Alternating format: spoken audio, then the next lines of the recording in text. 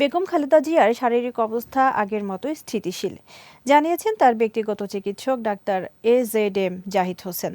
ঠিকমতো চিকিৎসা গ্রহণ করতে পারছেন খালেদা জিয়া।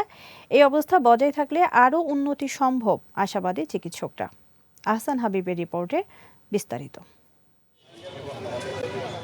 দুপুরে এভারকেয়ার হাসপাতালের সামনে বিএনপির চেয়ারপারসন খালেদা জিয়ার শারীরিক অবস্থা নিয়ে ব্রিফিং করেন তার ব্যক্তিগত চিকিৎসক ডাক্তার AZM জাহিদ হোসেন। জাহিদ হোসেন বলেন, বেগম খালেদা জিয়ার শারীরিক অবস্থা স্থিতিশীল। বেগম জিয়াকে যে চিকিৎসা দেওয়া হচ্ছে তা তিনি গ্রহণ করতে পারছেন। চিকিৎসকরা সহ সবাই অত্যন্ত আশাবাদী।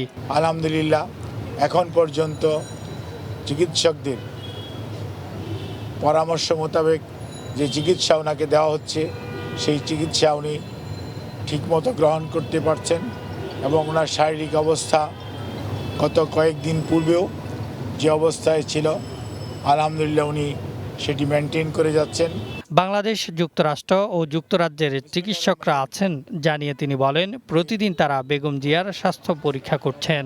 প্রতিদিন আবার সন্ধ্যার পরে বিদেশিদের সাথেও আমাদের যৌথ MDT মানে মেডিকেল মাল্টিডিসিপ্লিনারি যে মেডিকেল টিম সেটার মিটিং হয় এবং তারই পরিপ্রেক্ষিতে ওনার চিকিৎসা এখানে পরিচালিত হচ্ছে।